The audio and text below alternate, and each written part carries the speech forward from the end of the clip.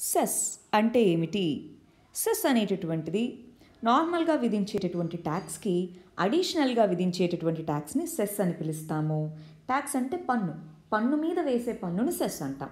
Cess అనేది ఏదైనా ఒక స్పెసిఫిక్ పర్పస్ కోసం, for example Swachh Bharat cess అన్నామంటే దాని నుంచి వచ్చేటటువంటి ఫండ్ని స్వచ్ఛ భారత్ అభియాన్ ప్రోగ్రామ్కి వాడతారు. అలాగా ఆ పర్పస్కి మాత్రమే వాడతారు. ఒక స్పెసిఫిక్ పర్పస్ కోసం విధిస్తారు. పార్లమెంట్ ఆథరైజేషన్ అనేటటువంటిది ఉండాలి సెస్కి ట్యాక్స్కి అసలు ఏంటి డిఫరెన్స్ ఏంటి?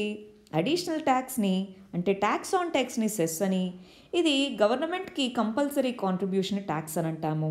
సెస్ అనేటటువంటిది మొదట కన్సాలిడేటెడ్ ఫండ్ ఆఫ్ ఇండియాలో కాంట్రిబ్యూట్ అయ్యి ఆ తర్వాత ఓన్లీ ఆ స్పెసిఫిక్ పర్పస్కి మాత్రమే దాన్ని వాడతారు.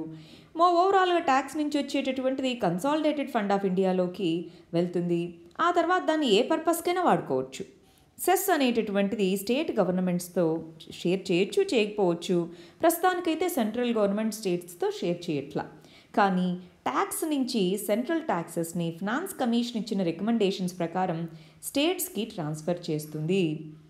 అది సెస్ మరియు ట్యాక్స్ మధ్య ఉండే డిఫరెన్సెస్. సెస్ అంటే ట్యాక్స్ ఆన్ ట్యాక్స్ అని పిలుస్తారు.